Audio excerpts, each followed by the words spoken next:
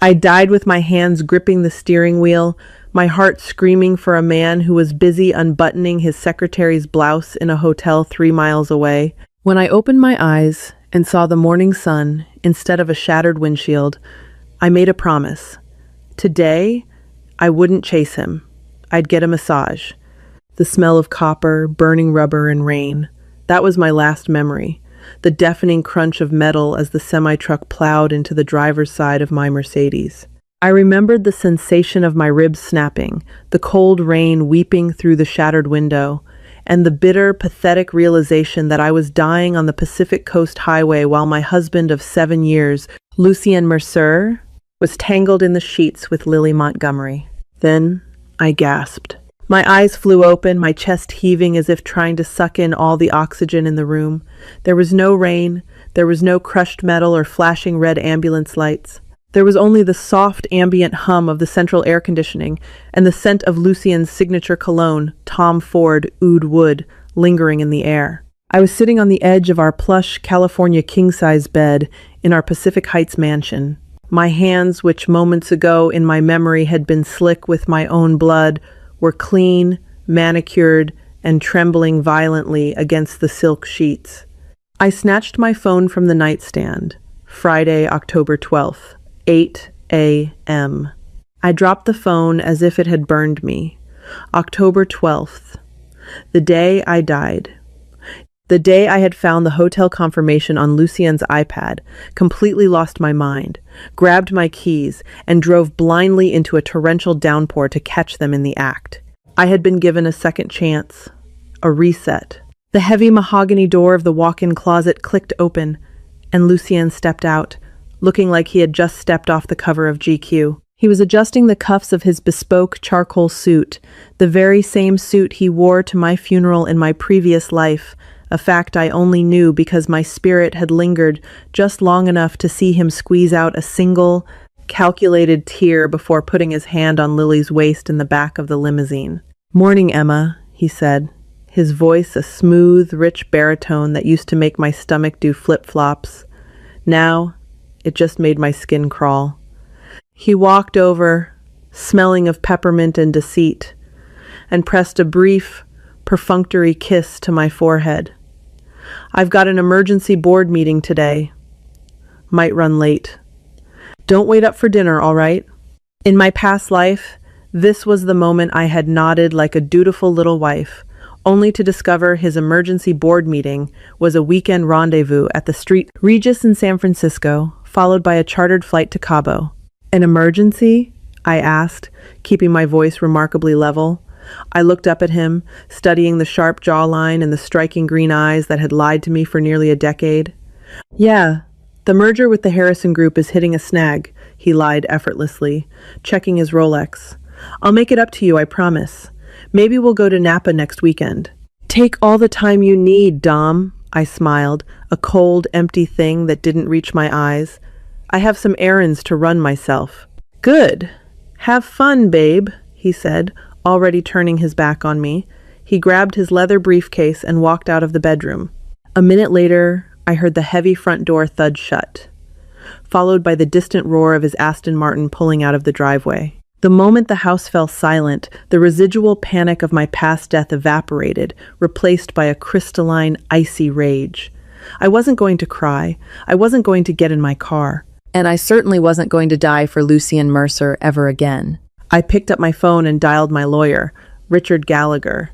Richard had been my father's attorney and had vehemently opposed my marriage to Lucien.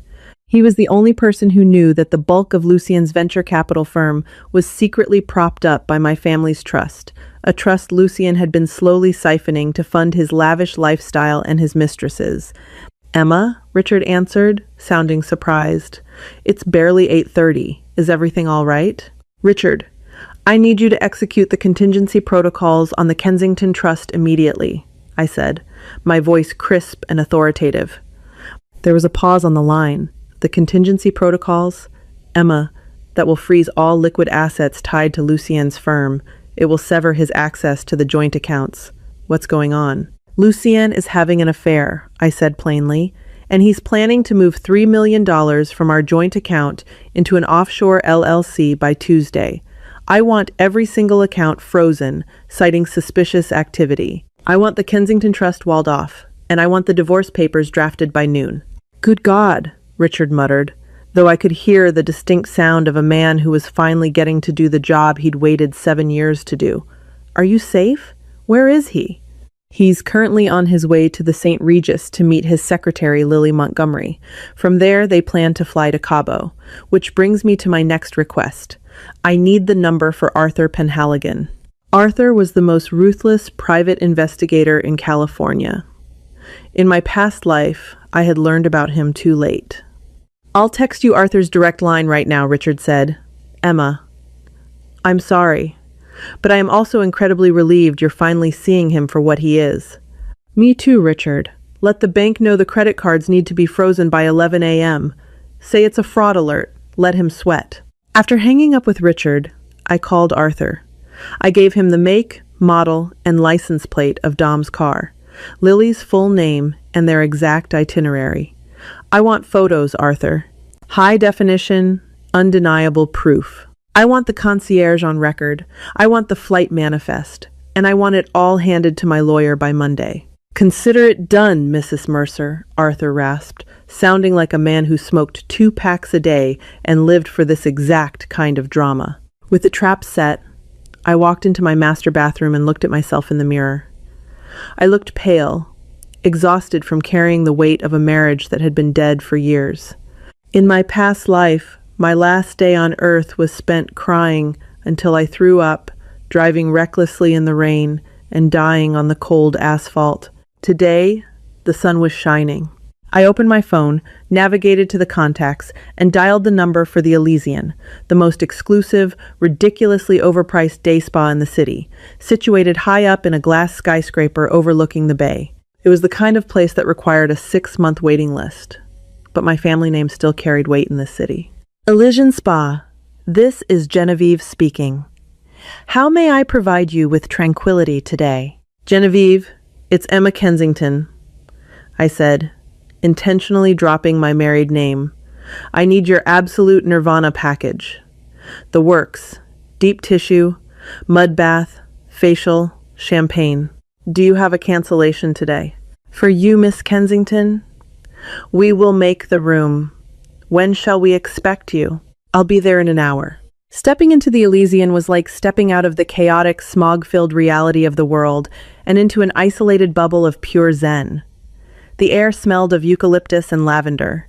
Soft, ambient water features trickled in the background, masking the sounds of the bustling city hundreds of feet below. Genevieve, a tall, elegant woman with perfectly coiffed silver hair, greeted me personally.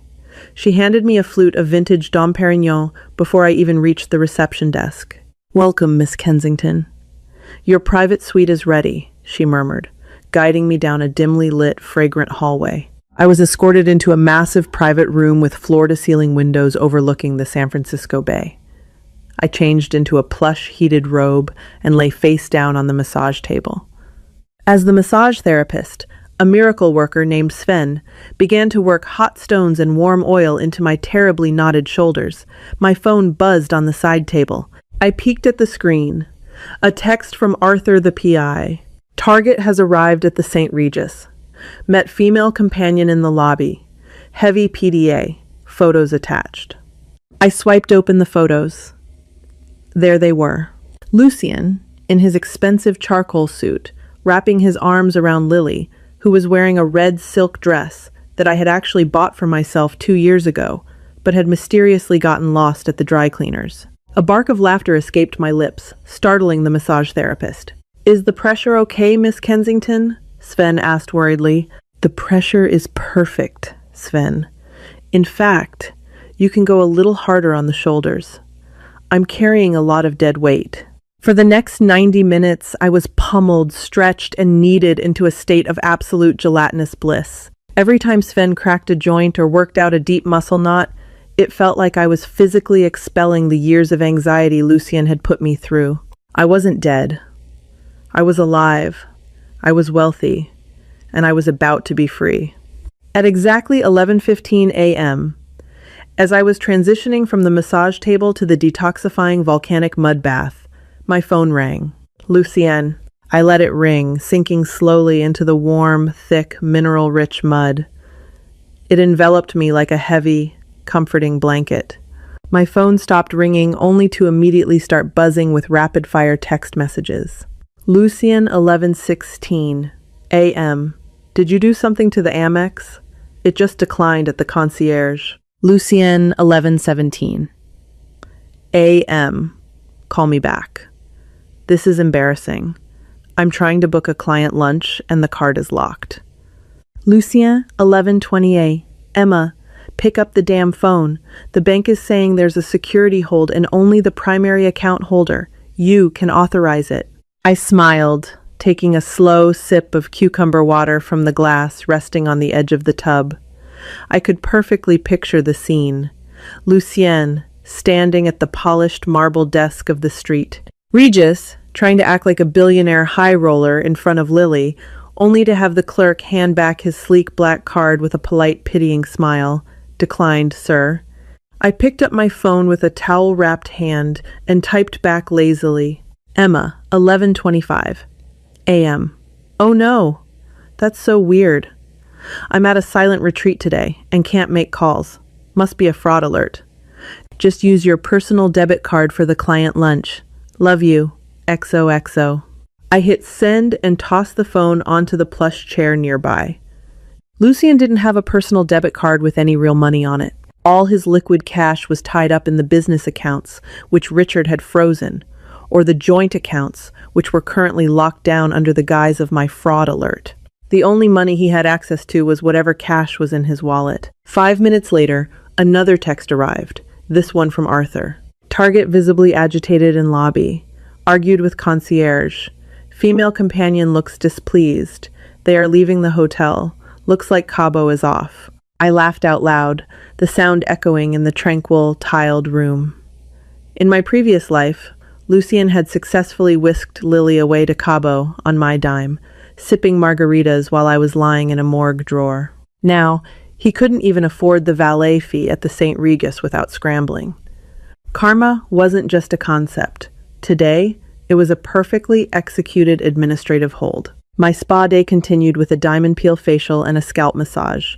I was lying in a zero-gravity chair, a soothing gel mask on my face, when my phone vibrated with a call from Beatrice Mercer, my mother-in-law.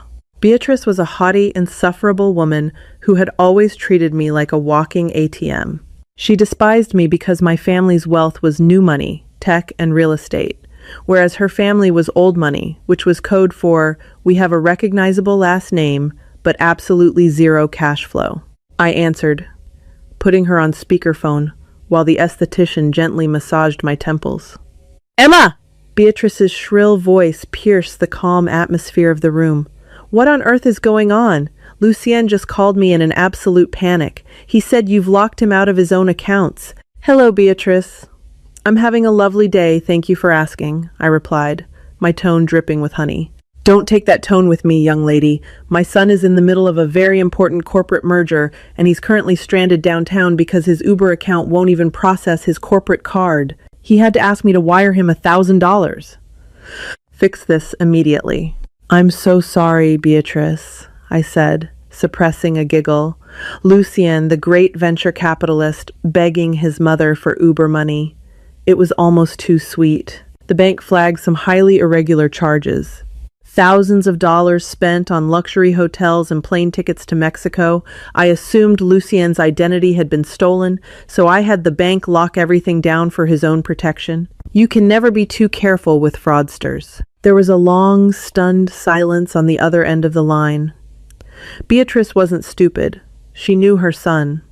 The mention of hotels and plane tickets to Mexico landed exactly the way I intended it to. Mexico? Beatrice faltered.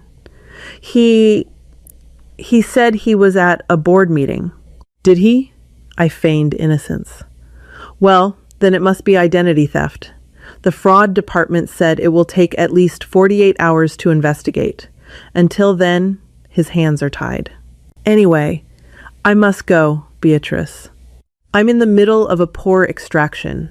I hung up before she could say another word. By the time I was sitting in the spa's private atrium, wearing a fresh set of clothes and eating a delicate truffled mushroom risotto, my phone was a graveyard of desperate notifications.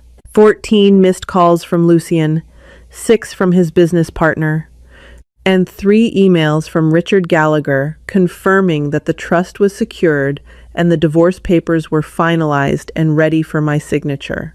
Arthur sent one final update for the afternoon. Target and female companion have relocated to a dive bar in the Mission District.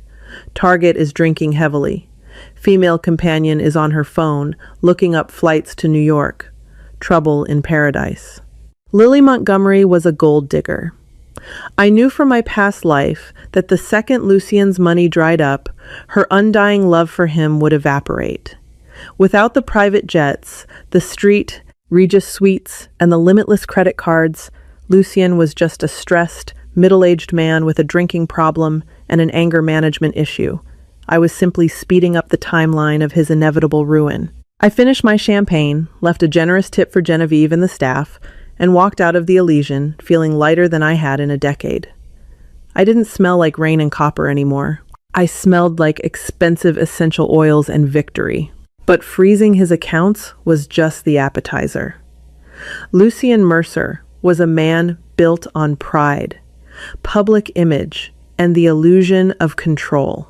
To truly balance the scales for the life he stole from me, I needed to dismantle him piece by piece in front of the very people he spent his life trying to impress.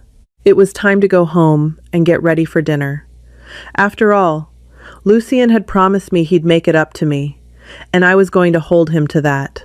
By the time I pulled my Mercedes back into the driveway of our Pacific Heights estate, the afternoon fog had begun to roll over the Golden Gate Bridge. The house was quiet, but the Aston Martin was in the garage. Lucien was home. I took a deep breath, adjusting the lapels of my tailored Chanel blazer. In my previous life, I would have walked into this house weeping, clutching the printed hotel confirmation like a lifeline, begging him to explain why I wasn't enough. I remembered the sickening crunch of metal, the taste of my own blood in the rain. I held on to that memory. It was my armor. I pushed the front door open. Lucien was in the kitchen, pacing furiously with a glass of scotch in his hand. He had changed out of his charcoal suit and was wearing a casual cashmere sweater, but he looked completely unraveled. His hair was messy, his jaw tight, and he smelled faintly of cheap tequila and stale bar peanuts, a stark contrast to his usual pristine aura. "Emma!" he snapped the moment he saw me, slamming his glass down on the marble island. "Where the hell have you been? I've been calling you for 5 hours." "I told you, Dom. I was at a silent retreat," I said, my voice light and entirely unbothered. I walked to the fridge and poured myself a glass of sparkling water. It was phenomenal. You should try it. You look incredibly stressed. "How was your board meeting?" His eyes darted away for a fraction of a second, the classic tell of a cornered liar. "It was a disaster. Because of you. Or rather, because of whatever ridiculous fraud alert you triggered. I was humiliated in front of my clients. I had to call my mother for a ride." "Oh, sweetheart, I'm so sorry," I cooed, walking over and placing a cool hand on his cheek. He flinched slightly, but you know how aggressive hackers are getting these days. I saw thousands of dollars in charges for the Saint Regis, first-class tickets to Cabo. I panicked. "I mean, I knew you wouldn't be spending our money on a luxury vacation without me, right?" Lucien swallowed hard, his Adam's apple bobbing. The color drained from his face, leaving him a sickly shade of pale. "Right. Of course. It must have been hackers." "Exactly," I smiled, patting his cheek firmly. "But don't worry, Richard is handling it. The bank needs 48 hours to clear the investigation. We just have to lay low. Speaking of which, you haven't forgotten what tonight is, have you?" He blinked, utterly thrown off balance. "Tonight? The Kensington Trust annual gala, Lucien," I sighed, feigning disappointment. "At the Fairmont Hotel? My family's charity event? The one where you are supposed to give the keynote speech about philanthropic venture capitalism?" "Right," he muttered, running a hand over his face. "Emma, I don't know if I'm in the right headspace for a gala tonight. The merger... The merger can wait, I interrupted, my voice dropping an octave, losing its sweet edge. Half of Silicon Valley will be in that ballroom tonight. If you don't show up, people will talk. They might think your firm is in trouble. We wouldn't want that, would we? He stared at me, searching my eyes for any sign of suspicion, but all he found was a serene, glassy reflection. Fine, he conceded. I'll go get dressed. As he trudged up the stairs, my phone buzzed. It was a text from Richard Gallagher. The trap is set. The auditor from the SEC has arrived at the Fairmont. Arthur is on standby in the lobby. See you tonight, Emma. I smiled at my reflection in the dark kitchen window. I wasn't just going to divorce Lucien. I was going to obliterate him. 2 hours later, I was draped in a backless emerald green silk gown, wearing the diamond Cartier collar Lucien had gifted me for our 5th anniversary. I knew now that he had purchased it using funds siphoned from a fake vendor account tied to my family's trust. Wearing it tonight felt like the ultimate poetic justice. The ride to the Fairmont was suffocatingly silent. Lucien kept checking his phone, his leg bouncing with nervous energy. He was likely trying to reach Lily. I had Arthur do a little digging while I was at the spa. As it turned out, Lily was not just Lucien's secretary. She was the sister of one of the chief financial officers at the Harrison Group, the very company Lucien was desperately trying to merge with. Lucien wasn't just cheating. He was sleeping with his target's sister to leverage the deal, while stealing my money to impress her. When we pulled up to the grand entrance of the Fairmont, the flashing bulbs of society photographers blinded us. Lucien instantly switched on his charisma, flashing his $1,000,000 smile, wrapping a possessive arm around my waist. Smile, darling, he whispered in my ear through gritted teeth. Let's get this over with. Oh, I'm smiling, Dom, I whispered back. This is going to be a night to remember. The grand ballroom of the Fairmont Hotel hummed with the quiet power of San Francisco's financial elite.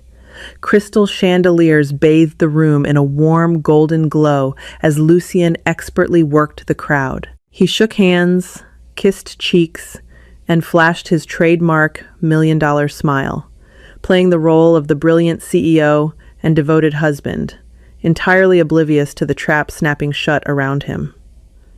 I slipped away from the networking, moving quietly to the audiovisual booth overlooking the massive room. I handed a black USB drive to Leo, the technician I had tipped generously that afternoon. Cue it up, Leo. On my signal, I murmured. 15 minutes later, the clinking of silverware faded as the master of ceremonies called the room to attention. Lucien took his seat at the head table, looking perfectly at ease, the picture of arrogant perfection. Ladies and gentlemen, the MC boomed. Please welcome the chairwoman of the Kensington Trust, Mrs. Emma Kensington. The applause was polite, but echoing as I walked up the stage steps. The spotlight caught the diamonds at my throat, but my eyes were locked strictly on Lucien. He raised his champagne glass to me with a smug, self-satisfied smirk. Thank you all for coming, my voice rang out, crisp and amplified through the sound system. We are here tonight to discuss transparency. My father built this foundation on the belief that those who are given much must be held to the highest standards of integrity. I paused, letting the silence settle heavily. Unfortunately, trust is a fragile thing. Sometimes, the people we share our lives with use that trust as a shield for their own greed. Isn't that right, Lucien? A confused murmur rippled through the billionaire-filled tables. Lucien stiffened, his smirk vanishing. Emma, what are you doing? He hissed from his seat. Leo, I commanded into the microphone. Slide 1. The massive projector screen behind me roared to life. A 20-foot wide, high-definition photograph materialized, showing Lucien aggressively pulling Lily Montgomery into a passionate kiss outside the St. Regis that very morning. Gasps erupted from the crowd. A wine glass shattered somewhere in the back. Lucien shot to his feet, his face draining of color until he looked sick. Turn that off! Emma, have you lost your mind? Slide 2, I said smoothly. The image shifted to a heavily highlighted document incorporation paperwork for a Cayman Islands shell company. For the past 3 years, I spoke over the rising, chaotic chatter, my voice absolute ice. My husband has been systematically embezzling funds from the Kensington Charity Trust. The stolen total currently stands at $4.2 million. She's lying, Lucien bellowed, pure panic cracking his voice. He looked wildly at his investors and peers, but they were already stepping away from him in disgust. The lead partner from the Harrison Group was aggressively texting on his phone. It's a lie! Slide 3. Bank transfers linking his firm directly to the shell company flashed across the screen, alongside invoices for chartered jets and a luxury condo leased entirely in Lily's name. At that exact moment, the ballroom doors swung open. Lily stood there, frantic and out of breath. She took one look at the massive screen detailing her leased condo, then at the room full of furious, powerful people glaring at her lover. Realizing her endless supply of money had just crashed into a brick wall, she turned on her heel and sprinted back out the door, abandoning him forever. I stepped away from the podium as Richard Gallagher calmly approached the head table. Flanking him were a forensic auditor and 2 uniformed San Francisco police officers. Lucien Mercer, the lead officer's voice cut through the pandemonium.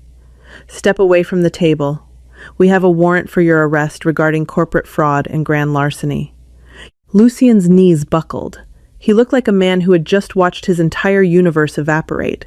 His legacy, his wealth, and his freedom were incinerated in less than 5 minutes. He looked up at the stage, his eyes wide with a pathetic, desperate plea. Emma, please, it's me. You love me. I looked down at him. I remembered the cold rain. I remembered the shattered windshield of a life that no longer belonged to me. I don't know you at all, I said into the microphone.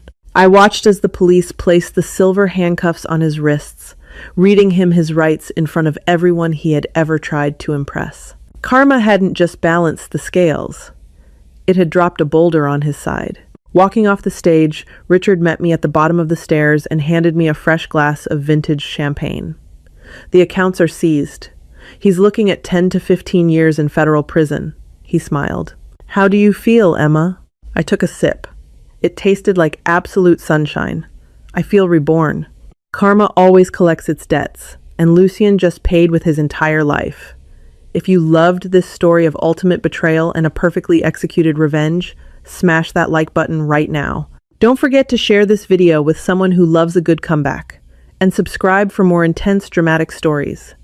Let me know in the comments what would you have done to Lucien. See you next time.